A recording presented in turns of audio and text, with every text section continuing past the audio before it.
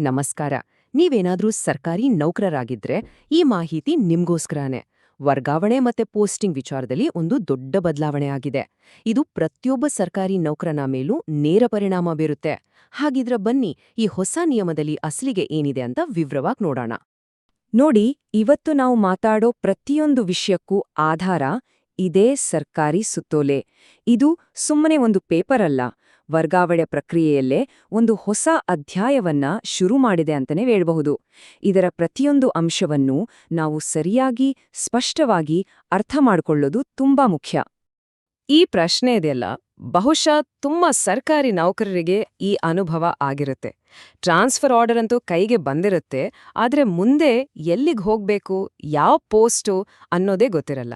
ಆ ಒಂದು ಗೊಂದಲ, ಆ ಟೆನ್ಷನ್ ಇದೆಯಲ್ಲ, ಅದಕ್ಕೇನೆ ಒಂದು ಅಂತ್ಯ ಹಾಡೋಕೆ ಈ ಹೊಸ ನಿಯಮ ಬಂದಿರೋದು.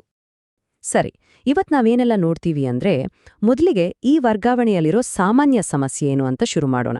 ಆಮೇಲೆ ನ್ಯಾಯಾಲಯದ ಒಂದು ಮಹತ್ವದ ತೀರ್ಪು, ಅದರಿಂದ ಬಂದ ಸರ್ಕಾರದ ಹೊಸ ಸುತ್ತೋಲೆ, ಆ ಹೊಸ ನಿಯಮಗಳು ಯಾವುದು, ಒಂದು ವೇಳೆ ಯಾರಾದ್ರೂ ಈ ನಿಯಮಗಳನ್ನ ಮುರಿದ್ರೆ ಏನಾಗುತ್ತೆ, ಮತ್ತೆ ಕೊನೆಗೆ ಇದೆಲ್ಲದರಿಂದ ನಿಮಗೇನು ಲಾಭ ಅನ್ನೋದನ್ನ ಒಂದೊಂದಾಗೆ ನೋಡೋಣ.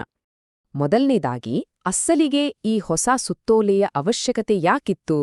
ಯಾಕಂದ್ರೆ ಪೋಸ್ಟಿಂಗ್ ಕೊಡದೆ ವರ್ಗಾವಣೆ ಮಾಡೋದು ಇದೆಯಲ್ಲ, ಅದು ಸರ್ಕಾರಿ ನೌಕರರು ಫೇಸ್ ಮಾಡ್ತಿದ್ದ ಒಂದು ದೊಡ್ಡ ಸಮಸ್ಯೆ ಆಗಿತ್ತು. ಇದನ್ನ ಕಡ್ಡಾಯ ಕಾಯುವಿಕೆ ಅವಧಿ ಅಂತ ಕರೀತಾರೆ. ಅಂದ್ರೆ ಪರಿಸ್ಥಿತಿ ಹೇಗಿರುತ್ತೆ ಅಂದ್ರೆ, ಹಳೆ ಪೋಸ್ಟ್ನಿಂದ ರಿಲೀವ್ ಆಗಿರ್ತಾರೆ, ಆದ್ರೆ ಹೊಸ ಪೋಸ್ಟ್ ಯಾವುದು ಅಂತಾನೆ ಗೊತ್ತಿರಲ್ಲ. ಆ ಮಧ್ಯದ ಸಮಯದಲ್ಲಿ ಸಂಬಳನೂ ಇಲ್ಲ, ಕೆಲ್ಸನೂ ಇಲ್ಲ.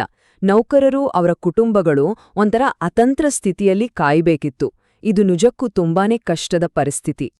ಸರಿ, ಈ ಸಮಸ್ಯೆಗೆ ಒಂದು ಕಾನೂನಿನ ಪರಿಹಾರ ಸಿಕ್ಕಿದ್ದು ಎಲ್ಲಿಂದ ಅಂದ್ರೆ ನಮ್ಮ ಕರ್ನಾಟಕ ಹೈಕೋರ್ಟ್ನಿಂದ. ಅದೇ ಒಂದು ದೊಡ್ಡ ಟರ್ನಿಂಗ್ ಪಾಯಿಂಟ್.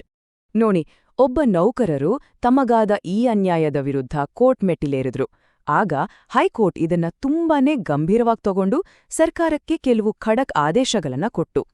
ಇವತ್ತು ಸರ್ಕಾರ ಹೊಡ್ಸಿರೋ ಈ ಸುತ್ತೋಲೆಗೆ ಆ ಕೋರ್ಟ್ ಆದೇಶವೇ ಅಡಿಪಾಯ. ಸರಿ, ಈಗ ಆ ಕೋರ್ಟ್ ಆದೇಶದ ಪ್ರಕಾರ ಸರ್ಕಾರ ಹೊರಡಿಸಿರೋ ಆ ಅಧಿಕೃತ ಸುತ್ತೋಲೆ ಬಗ್ಗೆ ಮಾತಾಡೋಣ. ಇಲ್ಲಿ ಒಂದು ವಿಷಯ ಎಲ್ಲರೂ ನೆನ್ಪಿಟ್ಕೊಳ್ಬೇಕು. ಇದು ಸುಮ್ನೆ ಒಂದು ಇಲಾಖೆ ಕೊಟ್ಟಿರೋ ಸಲಹೆ ಅಥವಾ ಗೈಡ್ಲೈನ್ ಅಲ್ಲ. ಇದು ಹೈಕೋರ್ಟ್ ಆದೇಶದ ಮೇಲೆ ಬಂದಿರೋ ಕಡ್ಡಾಯ ನಿಯಮ. ಅಂದ್ರೆ ಇದನ್ನ ಪ್ರತಿಯೊಬ್ಬ ಅಧಿಕಾರಿಯೂ ಪಾಲಿಸ್ಲೇಬೇಕು, ಯಾವುದೇ ಎಕ್ಸ್ಕ್ಯೂಸ್ ಇಲ್ಲ. ಹಾಗಿದ್ರೆ ಆ ಹೊಸ ರೂಲ್ಸ್ ತರಿ ಏನು? ಪ್ರತಿಯೊಬ್ಬ ಸರ್ಕಾರಿ ನೌಕರನು ಖಂಡಿತವಾಗಿಯೂ ತಿಳ್ಕೊಳ್ಬೇಕಾದ ಮೂರೇ ಆದ್ರೆ ತುಂಬಾನೇ ಪ್ರಮುಖವಾದ ನಿಯಮಗಳು. ನೋಡಿ, ಈ 3 ಪಾಯಿಂಟ್ಸ್ ಇದೆಯಲ್ಲ, ಇದೇ ಈ ಇಡೀ ಸುತ್ತೋಲೆಯ ಪ್ರಮುಖ ಭಾಗ. ಒಂದೊಂದಾಗಿ ನೋಡೋಣ. ಮೊದಲನೇದು, ಮುಂದಿನ ಪೋಸ್ಟಿಂಗ್ ಎಲ್ಲಿದೆ ಅಂತ ಸ್ಪಷ್ಟವಾಗಿ ಹೇಳಿದೆ ವರ್ಗಾವಣೆ ಮಾಡೋ ಹಾಗಿಲ್ಲ. ಎರಡನೇದು, ಆ ಹೊಸ ಪೋಸ್ಟಿಂಗ್ ಆರ್ಡರ್ ಕೈಗೆ ಬರೋವರೆಗೂ ಹಳೆಯ ಜಾಗದಿಂದ ರಿಲೀವ್ ಮಾಡೋ ಹಾಗಿಲ್ಲ.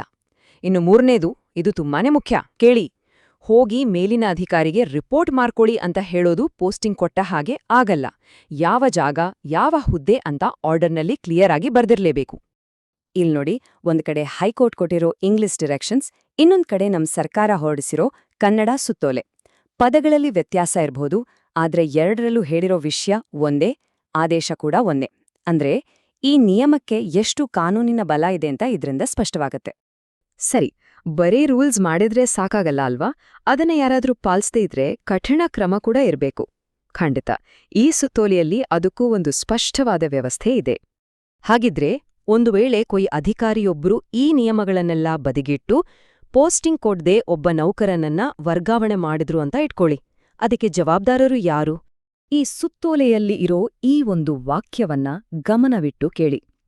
ಇದರಲ್ಲಿ ಹೇಳೋ ಪ್ರಕಾರ, ಆ ಕಡ್ಡಾಯ ಕಾಯುವಿಕೆ ಸಮಯದಲ್ಲಿ ನೌಕರನಿಗೆ ಕೊಡ್ಬೇಕಾದ ಸಂಬಳ ಮತ್ತೆ ಭತ್ಯೆಗಳನ್ನ ಆ ವರ್ಗಾವಣೆ ಮಾಡಿದ ಅಧಿಕಾರಿಯಿಂದಲೇ ವಸೂಲಿ ಮಾಡಲಾಗುವುದು ಅಂತ ಸ್ಪಷ್ಟವಾಗಿ ಹೇಳಿದ್ದಾರೆ. ಇದು ಬಹಳನೇ ಪವರ್ಫುಲ್ ಆದ ವಾಕ್ಯ. ಇನ್ನೂ ಸರಳವಾಗಿ ಹೇಳಬೇಕು ಅಂದ್ರೆ, ನೋಡಿ, ಯಾವ ಅಧಿಕಾರಿ ಈ ನಿಯಮವನ್ನ ಮುರಿದು ಪೋಸ್ಟಿಂಗ್ ಕೊಡದೆ ಟ್ರಾನ್ಸ್ಫರ್ ಮಾಡ್ತಾರೋ ಅವರ ಸಂಬಳದಿಂದ ದುಡ್ಡು ಕಟ್ ಮಾಡಿ ಕಾಯ್ತಾ ಇರೋ ನೌಕರನಿಗೆ ಸಂಬಳ ಕೊಡ್ತಾರೆ. ಅಂದ್ರೆ ಜವಾಬ್ದಾರಿಯನ್ನ ನೇರವಾಗಿ ಫಿಕ್ಸ್ ಮಾಡಿದ್ದಾರೆ. ಇದು ನಿಜಕ್ಕೂ ಒಂದು ದೊಡ್ಡ ಮತ್ತು ದಿಟ್ಟ ಹೆಜ್ಜೆ. ಸರಿ, ಇಲ್ಲಿಯವರೆಗೂ ನಾವು ನಿಯಮಗಳೇನು, ಅದನ್ನ ಮುರಿದ್ರೆ ಏನಾಗತ್ತೆ ಅಂತ ನೋಡಿದ್ವಿ. ಈಗ ಇದೆಲ್ಲದರಿಂದ ಒಬ್ಬ ಸಾಮಾನ್ಯ ಸರ್ಕಾರಿ ನೌಕರನಿಗೆ ಆಗೋ ನೇರವಾದ ಪ್ರಯೋಜನಗಳು ಏನು ಅಂತ ನೋಡೋಣ.